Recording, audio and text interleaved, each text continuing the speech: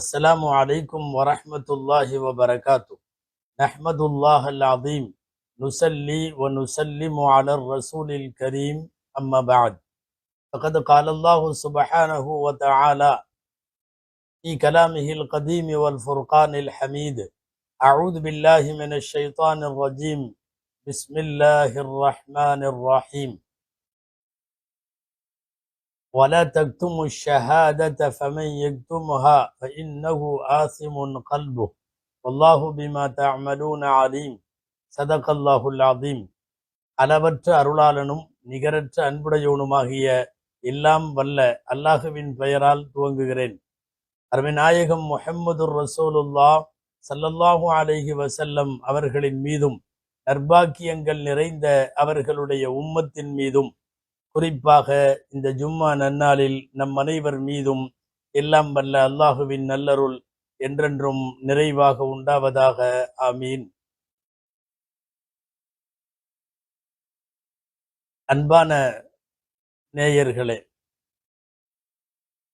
2026 தமிழ்நாடு சட்டமன்றத்திற்கான தேர்தல் ஏப்ரல் 23 வியாழக்கிழமை நடைபெறுவதை ஒட்டி தமிழகத்தினுடைய தேர்தல் களம் சூடுபிடிக்க துவங்கி இருக்கிற இந்நேரத்தில் அரசியலெல்லாம் பேச வேண்டாம், நாம் ஒதுங்கிய நிற்கலாம், ஆகா இந்த பழம் புளிக்கும் என்றெல்லாம் தள்ளி நிற்காமல் சில விஷயங்களை சமுதாயத்திற்கு தெரியப்படுத்த வேண்டிய கடமையும் கடப்பாடும் நமக்கு உண்டு.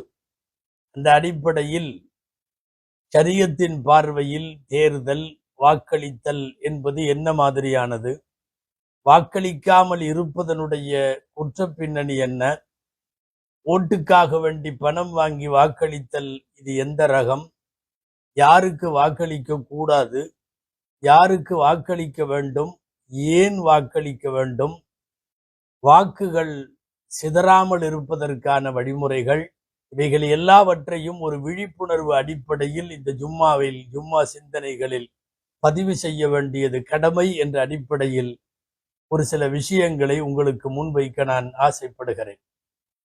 அன்பானவர்களே, உலக புகழ் பெற்ற திருக்குர்ஆன் விரிவுரை தப்சீர் மஆரிஃபுல் குர்ஆன், இதனுடைய ஆசிரியர் அல்லாமா முஃப்தி முஹம்மது ஷஃபி சாஹிப் ரஹ்மத்துல்லாஹி அலைஹி அவர்கள் வாக்களிப்பது, ஓட்டு போடுவது குறித்த தனியாக ஒரு நூலை, ஒரு சிறு தொகுப்பை, ஒரு ஆய்வுரையை இவர்கள் எழுதி தருகிறார்கள். மஆரிஃபுல் குர்ஆன் என்கிற விரிவுரையில் உள்ள செய்தியின் சுருக்கத்தை உங்களுக்கு சொல்ல வேண்டும். முதலில் வாக்களித்தல் என்பது சாட்சி சொல்லுவதற்கு சமமானது. சாட்சி சொல்வது என்பது ரொம்ப முக்கியமானது. ஒருவர் சாட்சிக்காக அழைக்கப்பட்டு சாட்சி சொல்ல மாட்டேன் என்று சாட்சியை மறைப்பது பாவமானது. வாக்களித்தல் என்பது ஒரு வகையான சாட்சி தான். இவர் சரியாக செயல்படுவார் என்று நான் சாட்சி கூறுகிறேன் என்று அதற்கு அர்த்தம், நாம் தேர்ந்தெடுக்கிற நபரை பொறுத்தவரை. அல்லது இவர்களெல்லாம் எனக்கு சரிவர மாட்டார்கள் என்று சாட்சி சொல்லுவதாக அர்த்தம். அல் குர்ஆன் அல்லாஹ் சொல்லுகிறான், சாட்சிகளை மறைக்காதீர்கள். சாட்சியை மறைப்பவனின் உள்ளம் பாவம் செய்கிறது என்பது குர்ஆனுடைய வார்த்தை. அல்லாஹ்விடம் சாட்சியை மறைக்க கூடியவனை விட அநீதக்காரன் யார் என்று குர்ஆன் கேட்கிறது. وَمَنْ أَظْلَمُ مِمَّنْ كَتَمَ شَهَادَةً عِنْدَهُ مِنَ اللَّهِ என்று குர்ஆன் கேட்கிறது. எனவே சாட்சி சொல்லியாக வேண்டும் என்கிற போது நாம் வாக்களித்தாக வேண்டும். அந்த அடிப்படையில் அந்த நூலாசிரியர் வாக்களிப்பதை வாஜிப் என்று எழுதுகிறார்கள். இது உங்கள் கவனத்திற்கு தர வேண்டிய முதல் செய்தி. வாக்களித்தல் என்பது ஷஃபாஅத் என்கிற சிபாரிசு செய்தல், ரெக்கமெண்ட் என்று அதற்கு அர்த்தம். யாராக இருந்தாலும் இந்த உலகத்தில் ஒரு நல்ல காரியத்திற்கோ நல்ல நபருக்கோ சிபாரிசு செய்தால் அதன் நன்மைகள் அவருக்கு உண்டு. கெட்ட காரியத்திற்கோ கெட்ட நபருக்கோ சிபாரிசு செய்தால் அதன் தண்டனையும் உண்டு என்பது அல் குர்ஆனில் சூரா அன்-நிசா அத்தியாயத்தில் அல்லாஹ் பேசுகிறான். மையஷ்ஃபா ஷஃபாஅத்தன் ஹஸனத்தன் யகுல் லஹு நஸீபும் மின்ஹா, ஒரு நல்ல சிபாரிசு செய்பவர்களுக்கு அவற்றிலே அதன் நன்மையில் பங்குண்டு. ومن يشفع شفاعة سيئة يكن له كفل منها. யாராவது ஒரு கெட்ட சிபாரிசு ஒன்றை செய்துவிட்டால் அதனுடைய தீமையிலேயும் அவருக்கு பங்குண்டு என்ற குர்ஆனின் வாசகம் வாக்களிக்க போகும் இந்த நேரத்தில் கவனிக்கத்தக்கது. மூணாவது எழுதுகிறார்கள், வாக்களித்தல் என்பது ஒரு அமானிதம். யார் நாட்டுக்கு நன்மை செய்வார், மக்களுக்கு சேவை செய்வார் என்று உங்களிடத்தில் கேட்கிற போது அந்த அமானிதமான பொறுப்பை சரியாக நிறைவேற்ற வேண்டும்.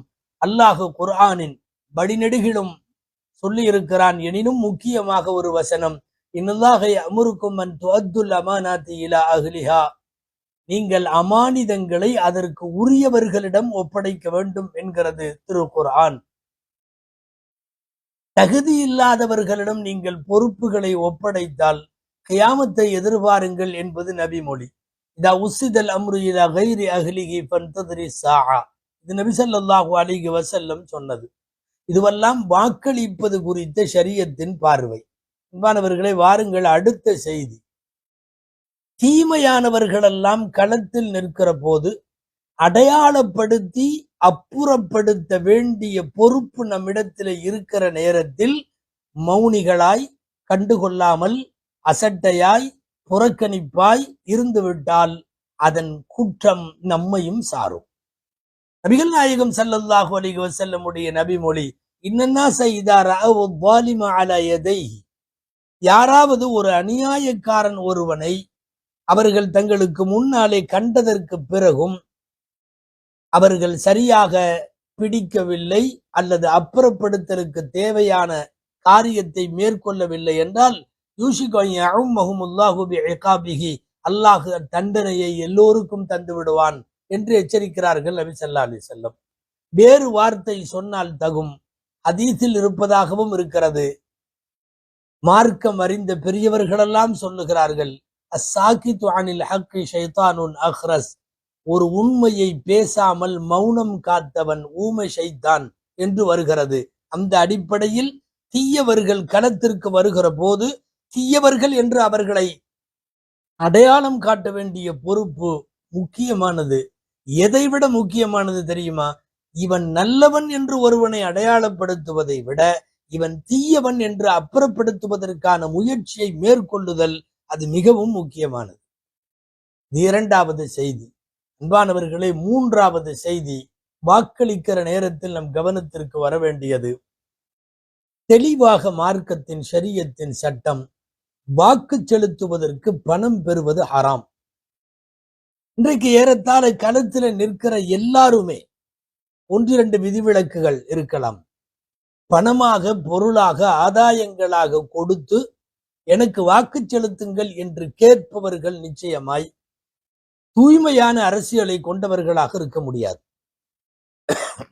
வாக்கு செலுத்துவதற்கு பணம் வாங்குவது லஞ்சம். வாக்கு செலுத்துவதற்கு பணம் வாங்குவது ஹராம். மார்க்கத்திலே தடுக்கப்பட்டிருக்கிறது அவைகள். இது சம்பந்தமாக சர்வதேச அளவில் இஸ்லாமிய மார்க்க அறிஞர்களின் தீர்ப்புகள் அத்தனையும் இருக்கிறது. நமக்கு ஒருவன் நம்முடைய வாயிலே, வீட்டு வாசலிலே கொண்டு வந்து காசு கொடுத்து நம் உரிமையை வாங்குகிறான், நம் உடைமையை வாங்குகிறான்.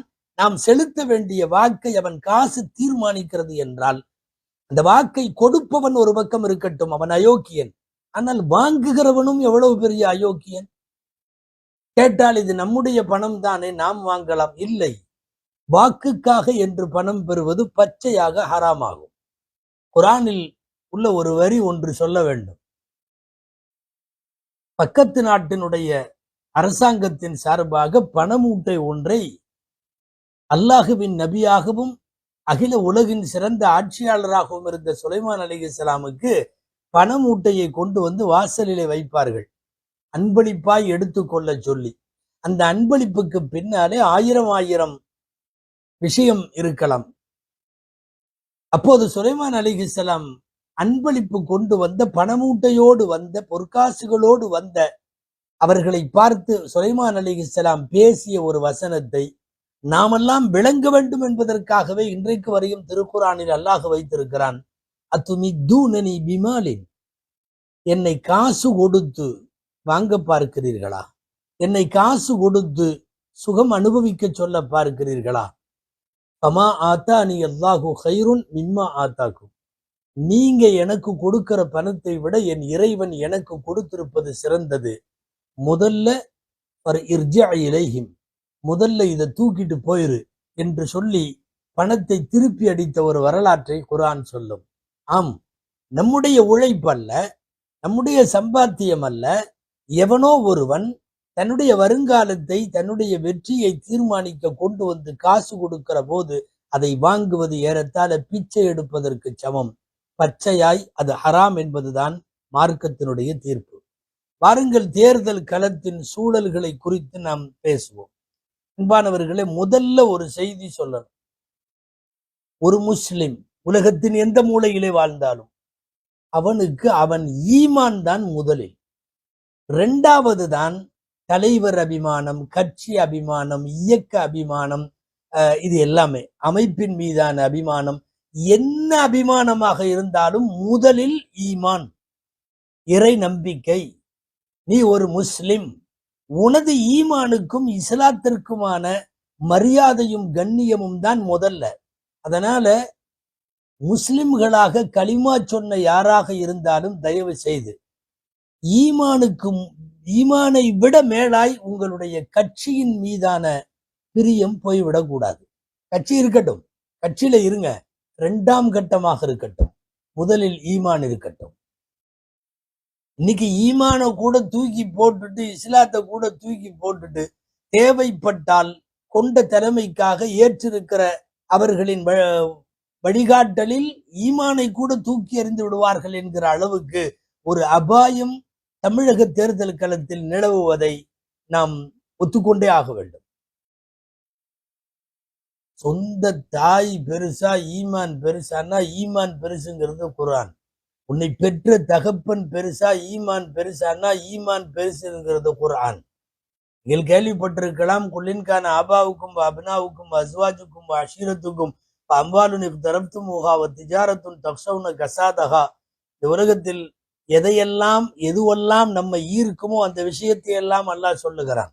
உங்களின் பெற்றோர், உங்களின் பிள்ளைகள், உங்கள் சகோதரர்கள், உங்கள் கணவன்மார்கள், உங்களுடைய காசு பணம், உங்களுடைய வியாபாரம், நீங்கள் அழிந்து போய்விடக் கூடாது என்று நினைக்கிற வியாபாரம், நீங்கள் குடியிருக்கிற வீடு, இதெல்லாம் அல்லாஹுவையும் ரசூலையும் மீறி இதன் மீது பிரியம் போய்விடக் கூடாது.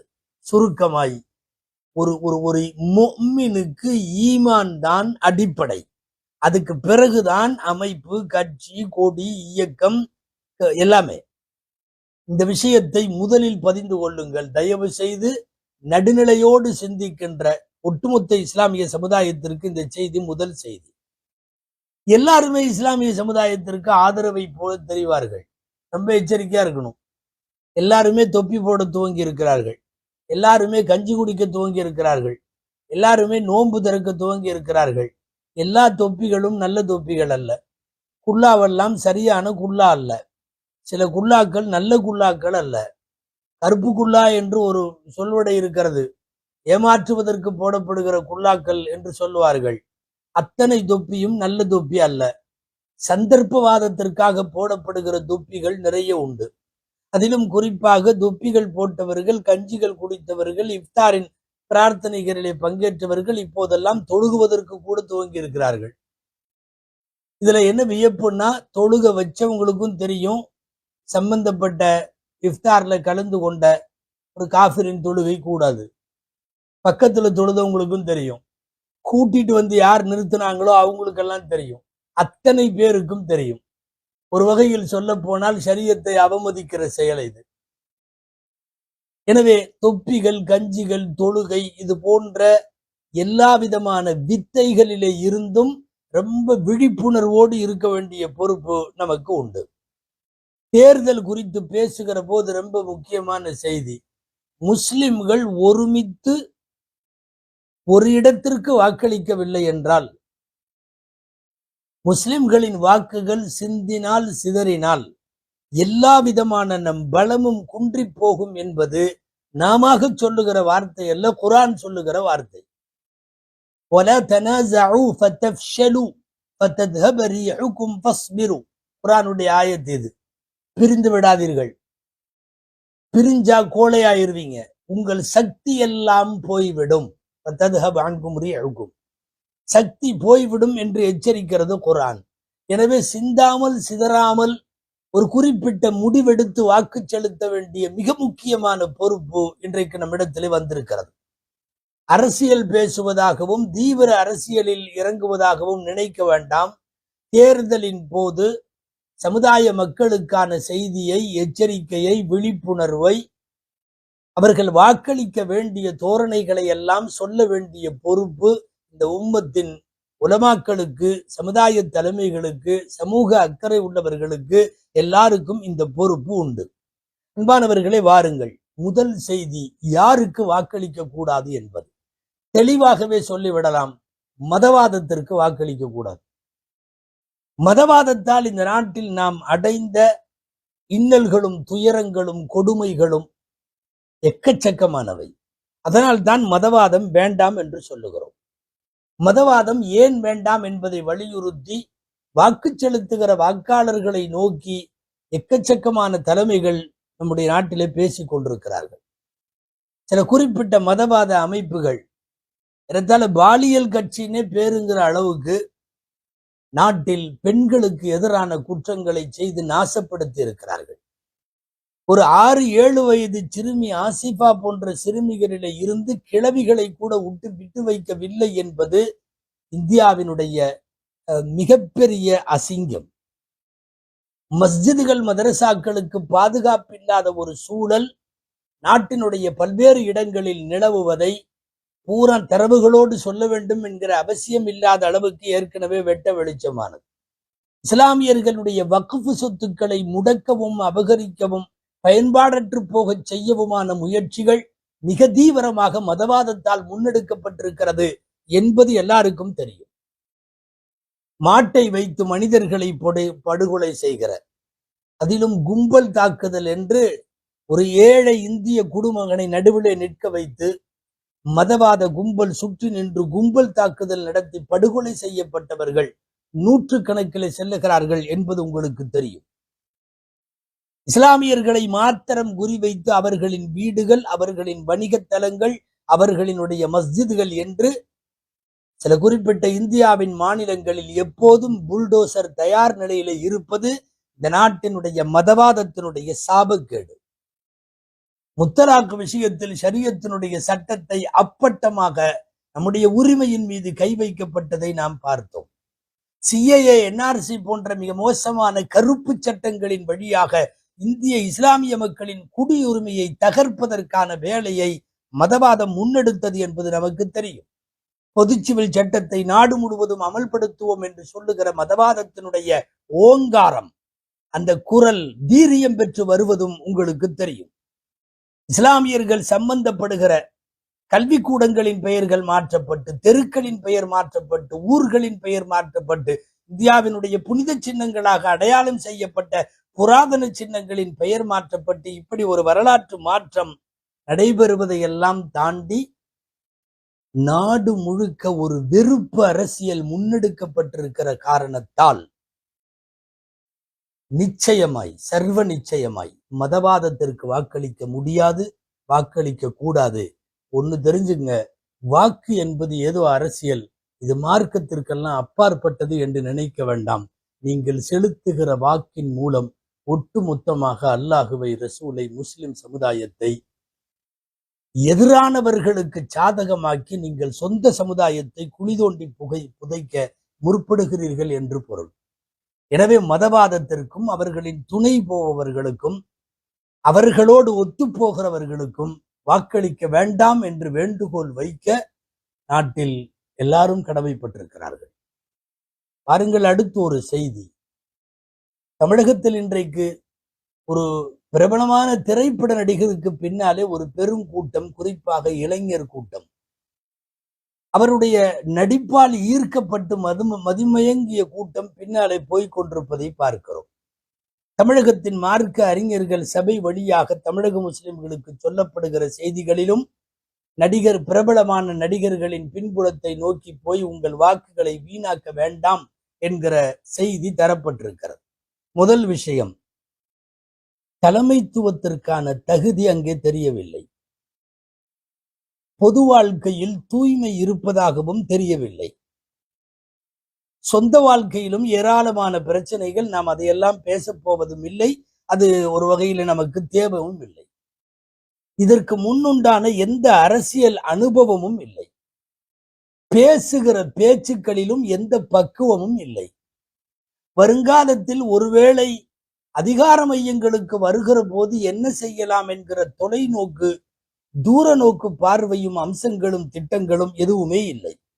இதையெல்லாம் வரிசைப்படுத்தி சினிமா பிரபலங்களுக்கு பின்னாலே போய் வாக்களித்து விட வேண்டாம் என்பதை தமிழ்நாடு உலமாக்கல் சபையெல்லாம் ஏற்கனவே சொல்லி இருக்கிறது. இந்த விஷயத்தை ஆழமாய் நாம் யோசிக்கிற போது முதல்ல ஒரு செய்தி, நம்ம அந்த சினிமாங்கிறதுனால இப்ப பேச வரல.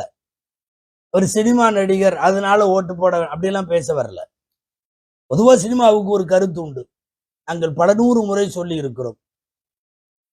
உலமாக்கள் அத்தனை பேருக்கும் சினிமா குறித்த ஒரு செய்தி உண்டு. இதுல நாங்கள் மறுபரிசீலனைக்கோ மறு ஆய்வுக்கோ போக வேண்டிய தேவையில்லை. திரும்ப திரும்ப சொல்லுகிறோம், அடித்து உரத்து சொல்லுகிறோம், சினிமா எந்த மனிதனின் வாழ்க்கையும் திருத்தாது. சீர்திருத்தத்திற்கானது அல்ல சினிமா. அது வெறும் பொழுதுபோக்குக்கானது. அது வெறும் டைம் பாஸுக்கானது. அது ஜஸ்ட் ஃபார் என்டர்டைன்மெண்ட் என்கிற நிலையில் மாத்திரம் நிறுத்தப்பட வேண்டியது. சினிமா ஒருவனை திருத்தாது. ஆனால் சத்தியமாய் சினிமா நிறைய பேரை கெடுத்திருக்கிறது. நிறைய பேரை கெடுத்திருக்கிறது. இதை யாரும் அந்த துறை சார்ந்தவர்களே இல்லை என்று சொல்ல முடியாது. சினிமாவின் உயர்ந்த விருதை பெற்ற ஆஸ்கார் விருது அகில உலகத்தில் சினிமாவுக்கான சிறந்த விருது. அந்த விருதை பெற்ற வில்லியம் குயின்கிற பெண்மணி, இந்த அம்மாவுடைய வார்த்தை, cinema is a area of vulgarity. அசிங்கமான ஏரியா தான் சினிமா என்பது யார் சொல்றது தெரியுமா? நானும் நீங்களும் அல்ல. தெருவில் போறோம் வர்றவன் அல்ல. 10ஓடு 1 11 அல்ல. சினிமா துறையில் உயரிய ஆஸ்கர் விருதை பெற்ற பெண்மணி சொல்லுவது. அதனால நாம சினிமாவை மாத்திரம் இப்ப காரணமா சொல்ல, அல்லது அவருடைய ஃபேமிலி லைஃப், அது இது சொந்த வாழ்க்கை, அதையெல்லாம் கூட இப்ப காரணமாக சொல்ல வேண்டாம், சொல்லவும் இல்லை, விட்டுறலாம். இது போன்ற சினிமா துறை சார்ந்த சமீபத்தில் தான் அரசியலுக்கு வந்திருக்கிறார்கள். குறிப்பிட்ட நடிகருக்கு பின்னாலே இன்றைக்கு இளைஞர்களினுடைய எழுச்சி நாம் கண்கூடாக இந்த நாட்டிலே பார்க்கிறோம். சமீபத்தில் தான் அரசியல் வருகை. வேண்டாம், வாக்களிக்க வேண்டாம் என்று அந்த நடிகரை நடுநிலையாளர்கள், அறிவுஜீவிகள், சமூக அக்கறை உள்ளவர்கள், கொஞ்சம் ஆழ்ந்து சிந்திப்பவர்கள், பொலிட்டிக்கல் இஷ்யூஸ்களை தொடர்ந்து கவனித்து வருபவர்கள், தூர நோக்கர்கள் எல்லாம் வாக்களிக்க வேணான்னு சொல்றதுக்கு, அந்த வரிசையில நாமும் சொல்லுவதற்கு 2 மிக முக்கியமான காரணம். ஒரு காரணம், தொடர்ந்து முஸ்லிம்களை பயங்கரவாதிகளாக சித்தரித்து படம் எடுக்கிற போங்கு. இத அவ எவ்வளவு பெரிய கொம்பனா இருந்தாலும் ஏத்துக்க முடியாது. உனக்கு என்ன அப்படி ஒரு காழ்ப்புணர்வு சிறுபான்மை சமுதாயத்தின் மீது? குண்டு வைப்பவன் எல்லாம் தொப்பியும் தாடியும் போட்டிருக்கிறான் என்று மதவாதம் எழுதி கொடுத்த ஒன்றை அஜெண்டாவாக வைத்துக் கொண்டு படம் எடுப்பவன். சமீபத்தில் கசிய விடப்பட்ட படத்தின் காட்சிகளில் குண்டு வைக்கிற போதெல்லாம் பள்ளிவாசலில் பாங்கு சத்தம் சொல்லுவதை போல காட்டுவதற்கு உனக்கு என்ன துணிவு வேண்டும்? மனதில் என்ன வன்மம் வேண்டும்? இந்த அக்கிரமத்திற்கு முஸ்லிம் சமுதாயத்தில் ஒரு நபர் கூட துணை போய்விடக்கூடாது.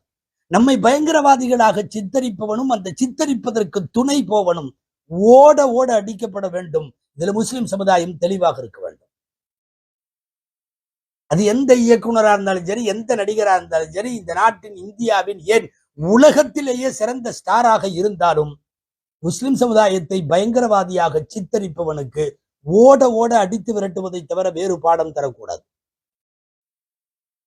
அன்பானவர்களே, 2வது செய்தி, சமீப காலத்தினுடைய அரசியல் வருகைக்கு பின்னால் உற்று கவனிக்கிற போது தமிழகத்தில் தமிழ்நாட்டை ஒரு அயோத்தியாக மாற்றுவதற்கு இங்குள்ள மதவாத சக்திகள் முன்னெடுத்த போது, குறிப்பாக திருப்பரங்குன்றம் விவகாரத்தில் ஒண்ணுமே பேசாம, சப்தமே இல்லாமல், முதல்ல வெக்க, மானம், ரோசம் இருந்தால் ஒரு நிலைப்பாட்டில் தனது கருத்தை தெரிவிக்க கூட வக்கற்ற நிலையில் திருப்பரங்குன்றம் குறித்து மௌனம் காத்தவர்கள் நிச்சயமாய் மதவாத சக்திகளின் அடிவருடிகள். வாக்களிக்க முடியாது. அவர்களுக்கான வாக்கள் தயவு செய்து யோசியுங்கள். யார் யாரோ ஒரு 40 பேர் 100 பேர் உள்ள கட்சி எல்லாம் கூட திருப்பரங்குன்றத்தினுடைய நேரத்தில் நிறைய வாய் திறந்து இதை கலவர பூமியா மாற்றுவதற்கான ஏற்பாடு என்று பேசினார்கள். குறைந்தபட்சம் எல்லாம் கொஞ்சம் அமைதியாயிருங்க அப்படின்னு சொல்றதுக்கு கூட வக்கில்லைன்னா அப்புறம் வேற என்ன தலைமை அது? எனவே சமீப காலத்தினுடைய அரசியல் நிகழ்வுகளில் இது ரொம்ப கவனிக்கப்பட வேண்டும். இதனால் தான் நடிகர் சம்பந்தமான சினிமா பிரபலங்களுக்கு பின்னாலே போய் வாக்களித்து விட வேண்டாம் என்று சொல்லுகிறோம். இனி இதுக்கு மேல மறைச்செல்லாம் பேசுறது இல்லை, ஓப்பனாக பேசலாம். இந்த முறை சிறுபான்மை சமுதாயத்தினுடைய பெரும்பாலான அணியினர் அத்தனை பேரும் மதச்சார்பற்ற ஜனநாயக முற்போக்கு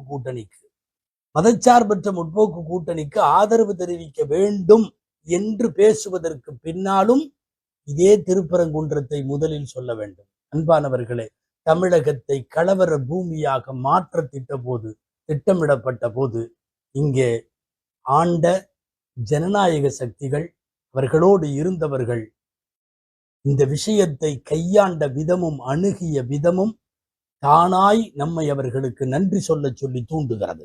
இது ரொம்ப முக்கியமான காரணம். எல்லா அமைப்புகள், இஸ்லாமிய அமைப்புகள், தலைவர்கள் எல்லாரும் சேர்ந்து ஒரு அமைப்பை பிடித்து தொங்குவது அத்தனை பேருக்கும் பெட்டி கிடைத்தது, பணம் கிடைத்தது என்பதற்கெல்லாம் அல்ல. கொஞ்சம் புரியணும். இந்த நாட்டினுடைய இஸ்லாமிய மக்களின் குடியுரிமையை கேள்விக்குறியாக்குவதற்கு முனைந்த போது 1 கோடி கையெழுத்து இயக்கம் போட்டு அதில் முதல் கையெழுத்தை தமிழ்நாட்டினுடைய முதல்வர் போட்டு முஸ்லிம் சமுதாயத்திற்கான குரலை முதலில் முன்னெடுத்த காரணத்தால் அதற்கு நன்றி தெரிவிக்க வேண்டிய கடமையும் முஸ்லிம் சமுதாயத்திற்கு உண்டு. எல்லாத்துக்கும் மேல அதெல்லாம் வேண்டாம். மதக்கலவரங்கள் தமிழகத்தில் இல்லை. நடத்த முயற்சித்தவர்களையும் அப்படி நடத்த விடவில்லை. மதக்கலவரங்கள் இல்லாத ஒரு தமிழகம் வேண்டும் என்பதற்குத்தான் வாக்களிக்க வேண்டிய பொறுப்பு இருக்கிறது. அன்பானவர்களை, ஏன் மதச்சார்பற்ற கூட்டணிக்கு வாக்களிங்கன்னு சொல்றோம்? அது எல்லாருமா சேர்ந்து முன்னெப்போதும் இல்லாத தேர்தல்களை விட இந்த தேர்தலின் ஒரு அதிசயம். தமிழ்நாடு ஜமாத்துல் உலமா சபை, ஜம்மியத்துல் உலமா சபை, தமிழக மஸ்ஜிதுகளின் கூட்டமைப்பு, இந்திய யூனியன் முஸ்லிம் லீக், தமிழ்நாடு முஸ்லிம் முன்னேற்ற கழகம், SDPI, மனிதநேய ஜனநாயக கட்சி, ஏராளமான மார்க்க ரீதியான அத்தனை அமைப்புகள், இது எல்லாம் ஒரு அணியில நின்று மதச்சார்பற்ற சக்திகளுக்கு வாக்கு கேட்டு வருகிறது என்றால் அத்தனை பேரும் சுயநலம் பிடித்தவர்கள். எங்களுடைய நடிகர் அல்லது எங்களுடைய தலைவர் அல்லது எங்களுடைய கட்சி இது மாத்திரம் சிறந்தது என்று முடிவெடுக்கிற முஸ்லிம் கொஞ்சம் தவறான முடிவை விபரீதமாக எடுக்கிறார்கள் என்று பொருள். இந்தியாவில் மதவாதத்திற்கு எதிராக வேகமாய் களமாடாவிட்டாலும் களமாடுகிற நிலையில் உள்ள ஒரே ஒரு அமைப்பு காங்கிரஸ் மட்டும். நீண்ட காலமாக முஸ்லிம் சமுதாயத்தின் அடிசலையான போங்கில இருக்கக்கூடிய கம்யூனிஸ்டுகள், அம்பேத்கர் போன்ற தலைமைகளை கையில் எடுத்து அந்த கொள்கைகளை வைத்துக் கொண்டு தமிழகத்தில் களமாடுகிற விடுதலை சிறுத்தைகள், இந்த அத்தனை பேரும் ஒரு அணியில நிற்கிறார்கள் என்பது உங்களுக்கு கவனம் தேவை.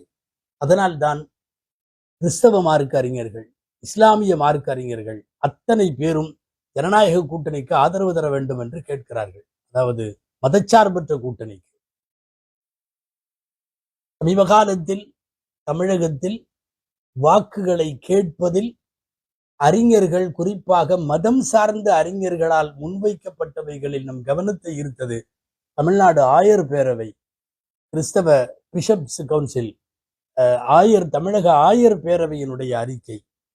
நாம் அவர்களுக்கு வாழ்த்து சொல்ல வேண்டும். ரொம்ப துல்லியமாக அவர்களின் அறிக்கை அதை சொல்லி இருக்கிறார்கள். யார் வெற்றி பெற வேண்டும் என்பது அல்ல இந்த தேர்தல், யார் தோக்கணுங்கிற தேர்தல். தோற்கடிக்க வேண்டியவர்களை தோற்கடிக்க வேண்டிய பொறுப்பு நமக்கு இருக்கிறது. அவங்க 3 செய்தி சொன்னாங்க, 3மே முத்தான செய்தி. 2வது செய்தி, கொஞ்சம் வாக்கு பிரிஞ்சாலும் மதவாதம் ஜெயித்துவிடும். டெல்லியிலே உள்ளவர்கள் எங்களின் கூட்டணி ஆட்சி அமைக்கும் என்கிறார்கள். அவங்க குறிப்பிட்ட கட்சியெல்லாம் சொல்லல, முதல்வர் வேட்பாளரை எல்லாம் சொல்லவே இல்லை. எங்கேயுமே தொடர்ந்து அவர்கள் எங்கள் கூட்டணி நாட்டை ஆளும் என்கிறார்கள். ஆயர் பேரவையின் 2வது வரி இது. கொஞ்சம் சிதறனாலும் மதவாதம் வந்துவிடும். இந்த 2 விட ஹைலைட்டு தமிழக ஆயர் பேரவை தந்த ஒரு 3வது செய்தி என்ன தெரியுமா? ஒருவர் கிறிஸ்தவர் என்ற பெயர் உள்ளவர் என்பதற்காகவெல்லாம் ஓட்டு போடாதீங்க. அவர் பேரு கிறிஸ்தவ பேரா இருக்கு அப்படிங்கிறதுக்காகவெல்லாம் ஓட்டு போடாதீங்க. அவர் எதை சார்ந்திருக்கிறார்? மதவாதத்தின் வாசம் அடிக்கிறதா? மதவாதத்தோடு மறைமுக நிழல் தொடர்பில் இருக்கிறாரா? மதவாதத்தோடு நேரடியாக கூட்டணியா என்பதையெல்லாம் பார்த்து வாக்களியுங்கள். பெயர் கிறிஸ்தவராக இருந்தாவெல்லாம் ஓட்டு போட வேண்டாம் என்று பானைய உடைச்சது மாதிரி அற்புதமான வார்த்தை அவர்களின் வார்த்தை. குறிப்பாக தமிழக முஸ்லிம் மார்க்க அறிஞர்களின் சபையான தமிழ்நாடு ஜமாத்துல் உலமாவும் கிறிஸ்தவ அறிஞர்களின் சபையான பிஷப் கவுன்சிலும் ஒரே கருத்தை தான் முன்வைத்திருக்கிறார்கள். மதவாதம் ஒடுக்கப்பட வேண்டும். ஓட்டளிக்கப்படாமல் அவர்கள் வாக்கில்லாமல் அவர்கள் புறக்கணிக்கப்பட வேண்டும் என்பதையெல்லாம் மையப்படுத்தி வைத்து உங்களிடத்திலே சொல்ல வருவது, நீங்கள் வாக்களித்தே ஆக வேண்டும். ஒரு முகமாய் குவிந்து சிதறாமல் வாக்களிக்க வேண்டும். பணம் பெறாமலும் ஆதாயங்களுக்கு அடிமையாகாமலும் வாக்களிக்க வேண்டும். ஈமானை முதலில் வைத்து கட்சி அபிமானம் மற்றும் அரசியல் ஆதாயங்களை பின்னுக்கு வைத்து வாக்களிக்க வேண்டும். தமிழகத்தை பொறுத்தவரை மதச்சார்பற்ற கூட்டணிகளுக்கு உங்கள் வாக்குகளை செலுத்த வேண்டும். எல்லாம் வல்ல இறைவனிடம் துவா செய்வோம். மதவாதமும் இஸ்லாமிய சமுதாயத்திற்கு எதிராக களமாடுகின்ற எல்லோரையும் அல்லாஹு தாலா மண்ணை கவ்வும் தோல்வியை தர வேண்டும் என்று பிரார்த்திக்கவும் தவறிவிடாதீர்கள். நபிகள் ஸல்லல்லாஹு அலைஹி வஸல்லம் கேட்ட பிரார்த்தனையை இந்த நாட்களில் இந்த வாரம் முழுக்க நாமும் கேட்க வேண்டும். அல்லாஹும்ம லா துஸல்லித் அலைனா வல்லா யகாஃபுக ஃபீனா வலா யர்ஹமுனா. எங்களின் மீது இரக்கம் காட்டாதவர்களையும் எங்கள் விஷயத்தில் இறைவனை உன்னை அஞ்சாதவர்களையும் நீ எங்கள் மீது ஆட்சியாளர்களாக சாட்டிவிடாதே என்கிற துவா மிக முக்கியமானது. எல்லாம் வல்ல அல்லாஹு ஜல்ல ஷானுஹு தஆலா சிறுபான்மை சமுதாயங்களுக்கு யார் அரணாக நிற்பார்களோ அவர்களை அல்லாஹ் ஆட்சி அமர்விற்கு கொண்டு வந்து அமர்த்துவானாக. அல்லாஹ் தேர்தல் முடிவுகளை இந்தியாவில் வாழக்கூடிய சிறுபான்மை மக்களுக்கெல்லாம் ஒரு நல்லாட்சி தரும் விதத்தில் தமிழகத்தில் ஆட்சி அமைய அல்லாஹ் அருள் புரிவானாக என்று எல்லாம் வல்ல அல்லாஹ்விடத்தில் பிரார்த்தித்து நிறைவுபடுத்தலாம். வாஹிரு தஅவானா அல்ஹம்துலில்லாஹி ரப்பில் ஆலமீன். அஸ்ஸலாமு அலைக்கும் வரஹ்மத்துல்லாஹி வபரகாத்துஹு.